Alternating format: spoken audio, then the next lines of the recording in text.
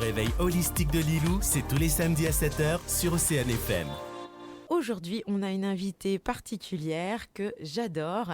On va vous parler de sonothérapie avec Cathy. Bonjour Cathy. Bonjour. Sur quel principe repose la sonothérapie ?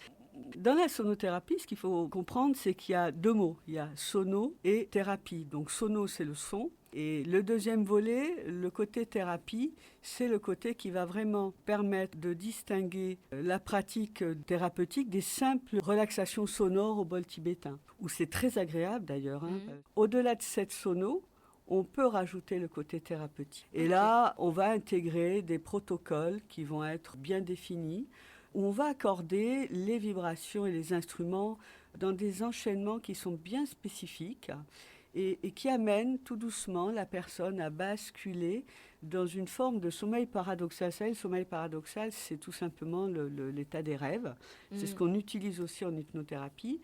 On a le conscient qui va lâcher prise et qui va laisser sa place à l'inconscient. Et en fait, lorsque je travaille avec le gong géant, qui est un gong universel parce qu'il a toutes les fréquences, eh bien, je vais notamment commencer aussi à jouer avec des basses fréquences qui, elles, vont atteindre les cellules les plus profondes du corps. Et c'est ces basses fréquences qui font que les personnes, bien finalement, n'arrivent pas à résister, tellement elles sont puissantes.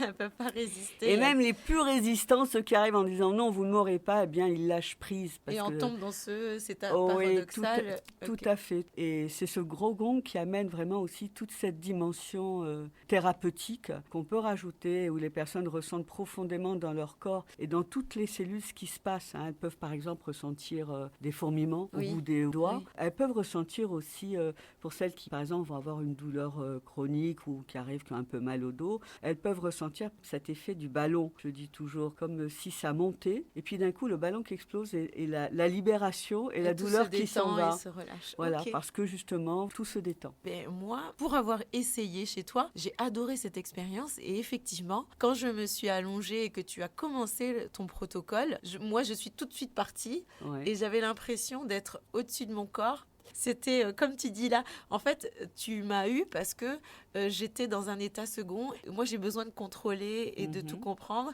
Et là, j'ai l'impression que j'étais obligée de lâcher prise pour profiter de l'expérience parce que sinon, j'allais me battre pendant toute la séance à vouloir revenir dans mon corps, me réveiller alors que j'étais bien, en fait.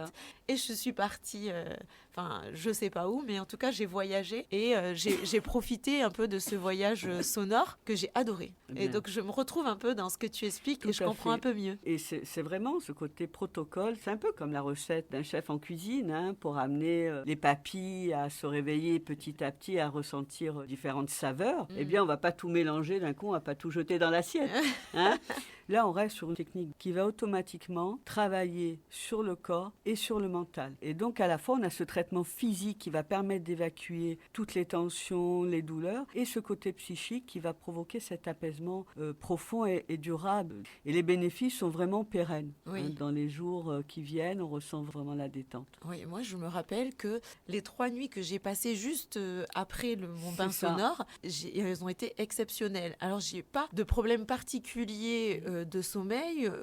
En fait, je me suis rendu compte après le bain sonore que pendant 3 jours, j'ai eu 3 sommeils très réparateurs, encore plus que d'habitude, où je me suis réveillée le matin, où j'ai l'impression que vraiment toutes les lumières à mes étages étaient éteintes et je ne me rappelle ni de mes rêves, ni de quoi que ce soit, ni de rien du tout. J'ai fermé les yeux, je me suis réveillée et j'ai bien dormi. Des fois, j'ai des personnes qui me disent, mais lorsque j'ai fait des ateliers au vice-rectorat où les gens étaient donc sur leur lieu de travail, c'était encore une expérience différente parce que on était sur un côté très actif et ils disaient, mais quand je suis sortie, je suis allée en réunion et puis je regardais et j'avais un de mes collègues qui était en face de moi, qui n'avait pas fait le bain et qui était un petit peu énervé. Je me disais, mais pourquoi il s'énerve? Donc il y a plein de petites anecdotes comme ça qui sont très sympas. J'ai des personnes qui viennent tous les mois justement pour travailler, pour cibler certains besoins.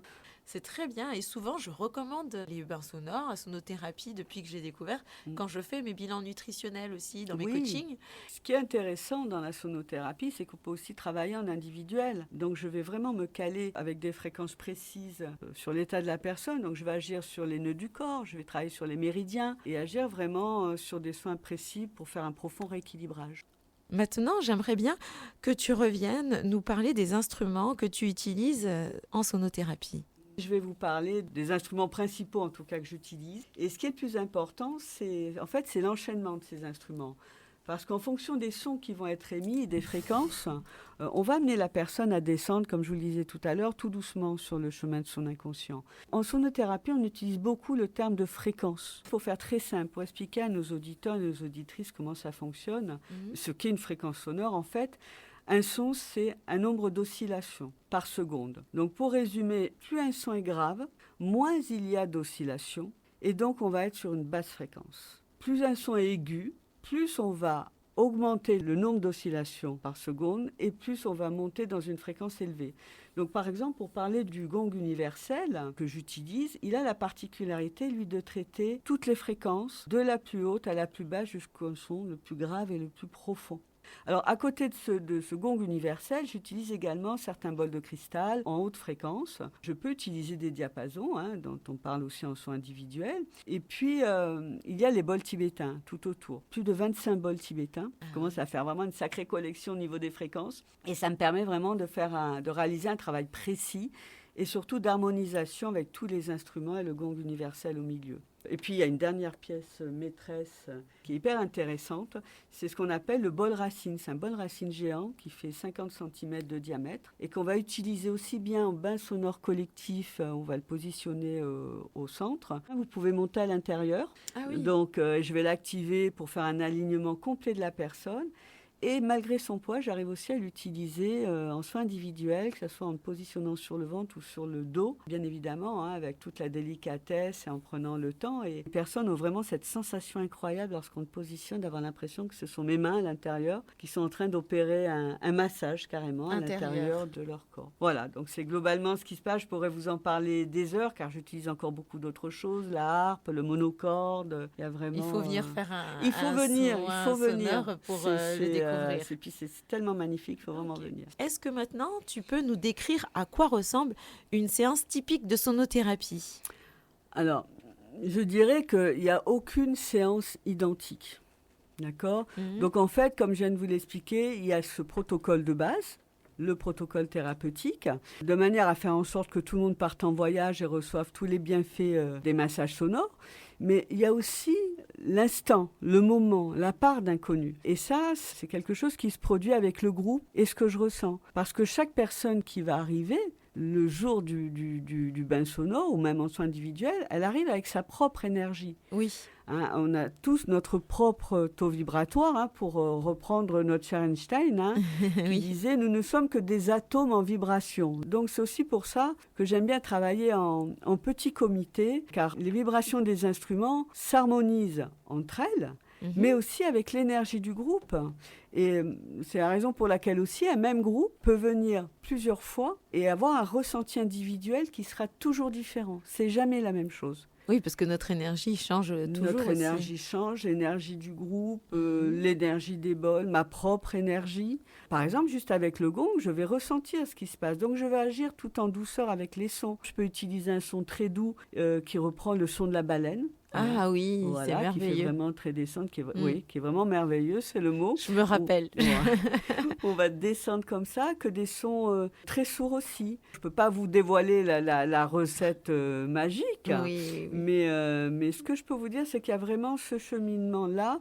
Et en fait, c'est la raison pour laquelle aussi qu'à la fin, j'explique toujours ce qui s'est passé et je montre aux gens les instruments que j'ai pu utiliser. Parce que les gens sont tellement surpris qu'ils aiment bien comprendre aussi le cheminement. Donc, il y a toujours cette discussion. Et donc, comment les sons et les vibrations peuvent agir sur notre corps et notre esprit ? Pour mieux comprendre, visualisez votre corps. Votre corps est composé à plus de 70% de liquide. Donc, visualisez tout cela qui baigne dans l'eau et qui vibre. Et maintenant, imaginez, quand vous voyez ce corps plein d'eau, imaginez les puissantes vibrations qui viennent dénouer tout doucement le corps avec les tensions résiduelles. C'est pour ça qu'on dit que c'est un bain sonore. Donc c'est pour ça que les protocoles thérapeutiques sont très importants. Parce que vous voyez, on va agir sur nos fluides. Ça va permettre de canaliser ces vibrations pour en tirer tous les bénéfices. Le côté protocolaire, il est là. D'ailleurs, il y a de nombreuses études scientifiques Oui. qui sont venues Qui viennent appuyer tout ça, exactement. Et expliquer l'efficacité de la sonothérapie. Tout à fait, et ce que fait le son sur le corps. Quels sont les principaux bienfaits? Alors déjà, ce qu'il faut comprendre, c'est que scientifiquement, le son peut facilement modifier notre état de conscience. Et que certains sons atténuent la douleur. Et d'autres vont permettre de baisser de manière significative l'anxiété et le stress. On parle aussi vraiment de massage cellulaire et d'amélioration du sommeil. Bien, on va résumer, en gros, on va libérer des tensions, réduire le stress, l'anxiété, mais aussi réguler votre respiration qui va être beaucoup plus fluide, et donc soulager des douleurs chroniques, mais aussi agir sur votre santé mentale en améliorant la qualité du sommeil, votre concentration, votre clarté. On a même une créativité qui est stimulée, ainsi que la production de sérotonine, qui est l'hormone du bonheur, qui est aussi bien activée. C'est pour ça que ça aide au niveau de l'anxiété. Et ça régule aussi la production de dopamine, qui est le starter du matin, de manière à ne pas partir à fond de la caisse. Donc, d'ailleurs, il y a toujours dans les études scientifiques, il y avait deux médecins et John Stewart qui avaient fait justement une expérience pour démontrer que le son prolongeait la vie des cellules humaines. Eh bien, il est ressorti que le flacon qui était exposé à différents sons, et notamment là où il y avait des basses fréquences, eh bien, augmenter la durée de vie des cellules. Excellent. Donc moi, j'ai objectif 100 ans. Il faut que je fasse la sonothérapie toutes les semaines. Je ne sais pas si la sonothérapie vous amènera jusqu'à 100 ans, mais en tout cas, scientifiquement, ces médecins ont bien démontré qu'il y a une oxygénation qui se fait. D'ailleurs, tout ce qui contient des basses fréquences, des sons graves avec les gongs, les tambours, certains bols tibétains, ça a un effet vraiment sur les globules rouges qui va être similaire au battement du cœur. Parce qu'il ne faut pas oublier que notre cœur, c'est l'un des premiers, justement, avoir cette musicalité très profonde. Si vous écoutez votre corps, et avec votre cœur, vous avez des battements qui sont très profonds. Et pourquoi ? Parce que ça facilite l'assimilation de l'oxygène. Donc la sonothérapie se cadre aussi très naturellement sur la première musicalité de votre corps, qui est votre cœur. C'est tellement logique quand tu en parles. Et les instruments rappellent les battements du cœur. Et on va passer des basses fréquences aux hautes fréquences tout en douceur, de manière à effectuer ce voyage et titiller votre cœur. Ouais. Et même si le son est à première vue invisible, parce que quand on dit le son, on pense à ses oreilles et pas à ses yeux, eh bien on peut le voir au travers de la matière. Et c'est là où c'est intéressant pour prendre conscience de ce que ça fait.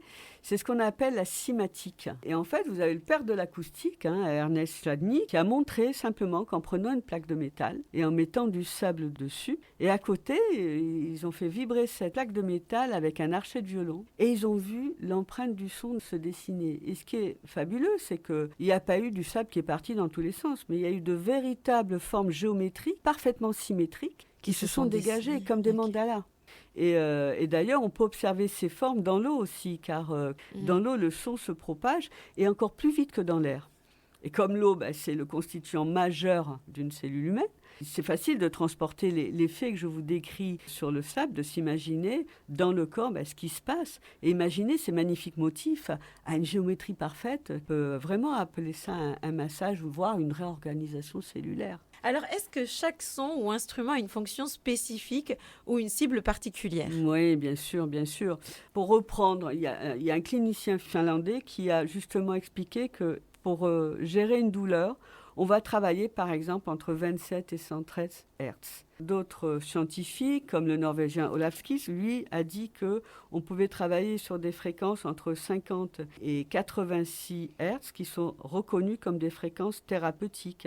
On a observé par exemple que des patients qui étaient atteints de fibromyalgie ont travaillé sur des fréquences de 40 Hertz. Donc vous voyez, aujourd'hui, il y a vraiment un nombre incalculable d'études qui a travaillé sur les fréquences. Et si on reprend par exemple les diapasons thérapeutiques que j'utilise en soins individuels, eh bien j'ai tous les diapasons qui chacun reprennent le taux de vibration de l'organe, puisque chaque organe a sa propre vibration. Sa propre fréquence vibratoire. Tout à fait, il a sa propre fréquence vibratoire. Ce qu'il faut savoir, c'est qu'en gros, les basses fréquences très profondes du gong et autres, ça va atteindre les cellules profondément. Donc pour dénouer les tensions, atténuer les douleurs. Donc là, on va vraiment travailler sur le corps. Alors que lorsqu'on va monter dans des fréquences élevées, avec les bols, où là, on va monter sur du 432, entre 432 et 528 Hertz, là, on atteint le mental. Ok. Voilà, donc fréquence basse, l'intérieur du corps, fréquence haute, aiguë, le mental. C'est pour ça que je joue dans mes Entre protocoles les deux, ouais. avec les deux. Et les diapasons pour cibler chaque Et organe. les diapasons, où vraiment en soins individuels, on va les positionner sur des points bien précis, où on peut travailler aussi bien sur l'alignement des chakras et des centres énergétiques, mais aussi sur des douleurs plus ciblées. C'est passionnant. Et toi, là, ta première expérience, elle a été où ? Alors, ma première expérience, moi, j'ai découvert la sonothérapie, un peu comme tout le monde. Alors déjà, j'ai découvert la sono, et puis après, j'ai découvert la sonothérapie en Suisse. Voilà, là où j'ai fait ma formation. Et vous savez, j'ai démarré ma métamorphose il y a bien longtemps. Oui. D'ailleurs, vous avez pu remarquer que je suis assez structurée dans ce que je fais. Et pour ne rien vous cacher, ma première partie de vie, j'étais juriste. Donc, rien à voir. Mais ceci explique cela aussi parce que j'ai quand même gardé ce côté très structuré. Donc, quand j'ai démarré ma métamorphose, il y a déjà de nombreuses années, les années passent, ça a commencé avec le sport. J'ai fait des semi-marathons, des choses comme ça. Et très vite, je me suis rendu compte qu'il fallait associer l'alimentation. Donc, je me suis tournée vers la naturopathie. J'ai fait l'école nationale de naturopathie en métropole, qui à l'époque m'a permis d'avoir un diplôme reconnu, un titre RNCP. Et donc, ça m'a permis de passer de juriste à comprendre comment notre corps fonctionnait. Ok.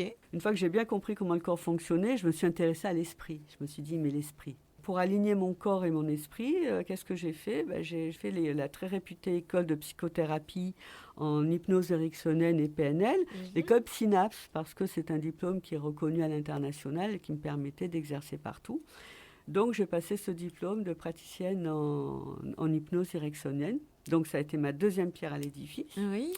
Et puis, en séance d'hypnose, je me suis aperçue que je commençais par mettre des petites musiques en fond. Et je me suis aperçue que ça aidait vraiment les gens. Et puis, j'ai commencé à mettre des enregistrements de bols chantants, des choses comme ça. Et au fil du temps, mon attirance s'est faite grandissante vers les sons vers ces sons et l'effet qu'ils provoquaient au niveau thérapeutique avec ces instruments vraiment fascinants. Et là, j'ai cherché à avoir une formation qui soit à la hauteur de ce que j'avais pu faire avant, quelque chose qui soit assez concret, parce que c'est vraiment le côté thérapeutique qui m'intéressait. J'ai découvert une formation en Suisse de sonothérapeute, l'Académie sonore de François Schoenberger, qui a donné vraiment cette dimension thérapeutique et qui a permis d'atteindre un diplôme qui est reconnu. En Suisse, vous avez l'ASCA. Alors l'ASCA, c'est la CAFAT qu'on a ici. En Suisse, la sonothérapie est reconnue. C'est quelque chose qui est remboursé, qui est pris en charge par la sécurité sociale, qui intervient en parallèle des médecins, dans les maisons de retraite, dans les hôpitaux. Donc, ce diplôme de thérapeute, qui nécessite de répondre à certaines conditions pour l'obtenir, et aussi à plus de 150 heures de cours, m'a permis vraiment d'avoir ce côté, je dirais, de dimension thérapeutique et technique, et d'aborder la sonothérapie aussi bien d'un point de vue spirituel, acoustique, que curatif. Oui. Ok. Voilà. Et est-ce que la sonothérapie s'adresse à tout le monde ? Est-ce qu'il y a des contre-indications ? Oui, je veux dire qu'elle s'adresse à tout le monde. Il y a juste deux choses. La première, c'est les troubles psychologiques importants, psychiatriques. Un schizophrène ne pourra pas venir en sonothérapie. Après, au niveau cardiaque, les personnes qui ont un pacemaker, par exemple, qui est réglé sur des fréquences. Oui. Donc, pareil, parce que je pourrais modifier les fréquences. Okay. Alors, pour nos éditeurs qui ne peuvent pas forcément participer à une séance de sonothérapie, est-ce qu'il y a des exercices ou des sons qu'ils peuvent expérimenter chez eux pour se détendre ? Alors, comme je vous l'ai dit, lorsqu'on veut vraiment rentrer dans le domaine thérapeutique, il y a des protocoles. Donc là, il faut vraiment venir. Oui. Maintenant, l'un n'empêche pas l'autre. Vous pouvez très bien écouter les sons de bols tibétains ou autres, tranquillement chez vous. Ça va vous détendre. Vous n'aurez que le côté son, mais par le côté son, vous allez avoir tous les bénéfices quand même du côté relaxant. Donc, les personnes qui ne peuvent pas se déplacer, je les invite quand même à retrouver au niveau de la radio quoi que ce soit, des bains sonores comme ça qui vont leur apporter de toute façon cette détente. Après, je propose aussi également mais ça c'est un autre débat, peut-être qu'on se reverra pour en parler, ces fameuses méditations hypnotiques sonorisées, où les gens vont avoir besoin simplement de se positionner avec des écouteurs pour écouter un texte que j'ai écrit, qui va avoir un déroulé qui est basé sur une induction hypnotique, et sur lequel je vais agrémenter des sons. Donc, ils vont permettre vraiment une détente, voire de cibler certains domaines particuliers, qui vont aider justement au sommeil et à la détente. C'est très intéressant.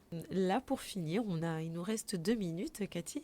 Est-ce que tu peux donner un maximum d'informations sur ton centre, sur ce que tu fais? Comment on peut te joindre? Pour me joindre, c'est très simple. C'est le centre Kaji, que vous retrouvez, donc Kaji, K-A-J-I, que vous retrouvez donc sur Facebook. Vous pouvez aussi me contacter via WhatsApp ou au téléphone. Alors, notez bien, il est très simple, mon numéro. C'est 809 900. 809 900. Les bains sonores, il faut vous inscrire rapidement parce que comme je vous ai dit, il y a 7 places.